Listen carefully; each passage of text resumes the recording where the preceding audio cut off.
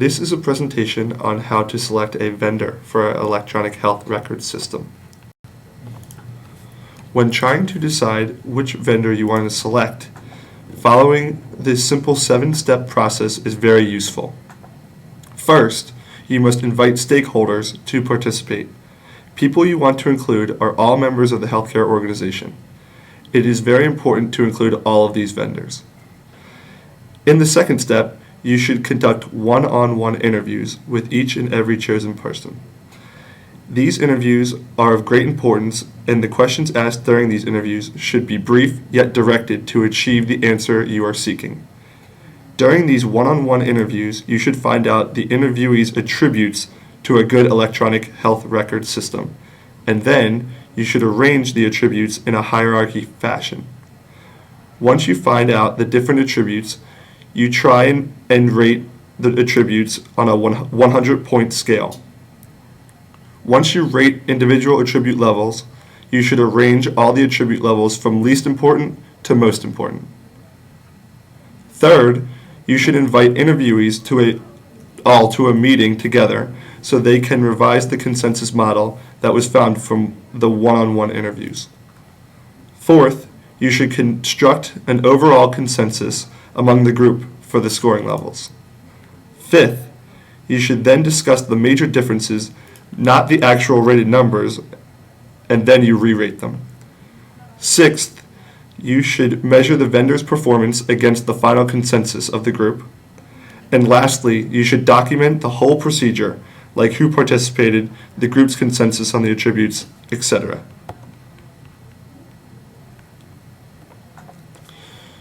Two expert stakeholders were invited to participate for their opinion on a desirable electronic health record system.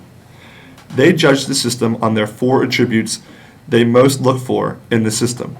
1, ease of use, 2, compatibility, 3, cost per physician, and 4, reputation.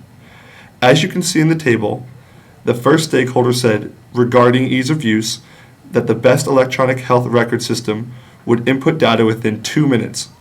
A poor one would input data in 7 minutes, and on average, they would input data in 5 minutes. Stakeholder 2 said the same thing for a good and average system, but said a bad system would take even 8 minutes to input the data. Using the same process, the decision makers gave their opinion on percent compatibility with the existing software, which ranged from 100% compatible to 0% compatible. Regarding cost per physician of the system, decision maker number 1's range of cost was from $8,000 per physician to $15,000 per physician, and decision maker number 2 ranged from $8,000 per physician to $20,000 per physician. The last attribute was reputation of the system, which is rated on a scale of numbers of past users of a system out of 10 that would recommend it. Decision maker number 1 said a good system would have 8 out of 10 past users recommend it, whereas an average system would have 5 out of 10 users recommend it, and a poor system would have 1 person out of 10 recommend the system. Decision maker number 2 gave a range from 0 out of 10 to 10 out of 10 users for his preferences. The stakeholders then provided a rating for the rate of each attribute from a 0 to 100. For example, decision maker number 1 would give a 100 out of 100 rating for a system for ease of use in a system that could input data in 2 minutes per patient, a 40 out of 100 for one that takes 5 minutes, and a 0 out of 100 for one that takes 7 minutes. Please see the table for the ratings from each stakeholder for the other attributes. Finally, the weight of each attribute was determined by first deciding which attribute is least important, and then attribute was given a score of 10. Then the stakeholders were asked which was their second least important attribute, and this was multiplied by some factor of relative importance to the least important attribute. This was repeated until the most important attribute was rated. Once numbers were obtained, you add all together and divide each individual number by the total to get the percentage weight of each individual attribute. As you can see, for decision maker number 1, reputation was least important, followed by compatibility, then by cost per physician, and the ease of use was that person's most important. For example, the specific question the facilitator asked the stakeholder after the attributes, levels, and ratings were obtained were, which attribute is least important to you? The stakeholder responded, I think that the reputation of the company is least important to me. Second, the facilitator asked, what is the next least important attribute that you care about, and relatively, how important is it compared to the reputation in your opinion? The stakeholder responded, I feel like the compatibility among systems is not as important as the rest. However, it is 3 times more important than reputation in my opinion. Third, the facilitator asked, Next, what attribute is least important to you among the remaining attributes?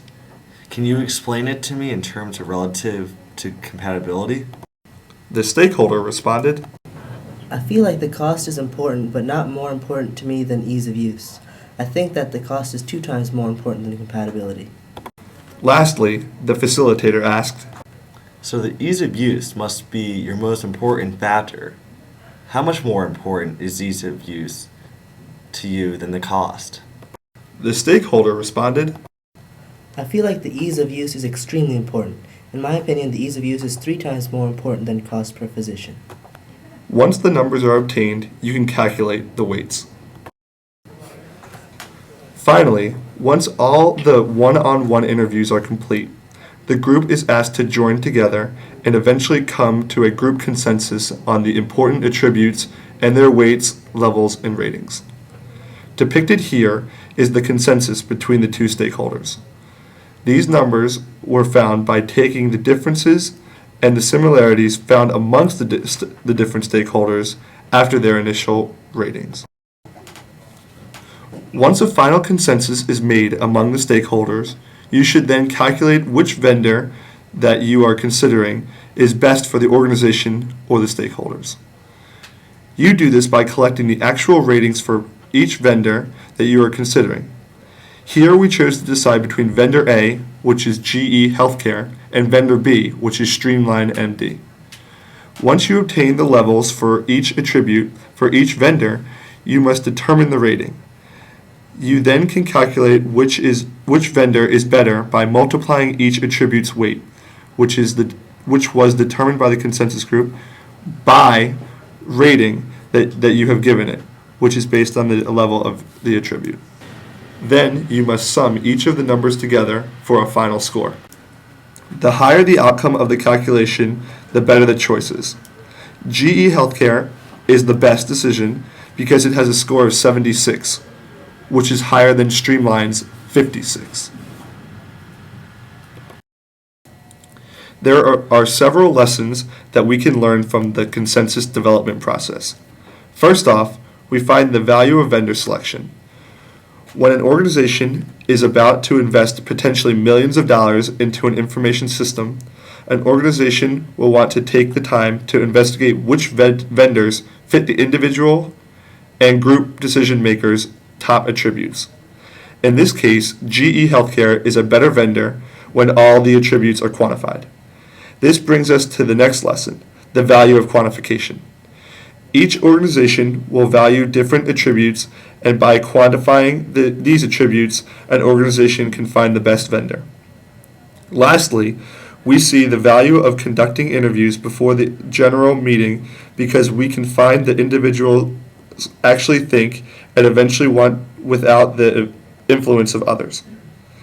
Individuals will know their answers are confidential. Then they can find what the group wants as a whole.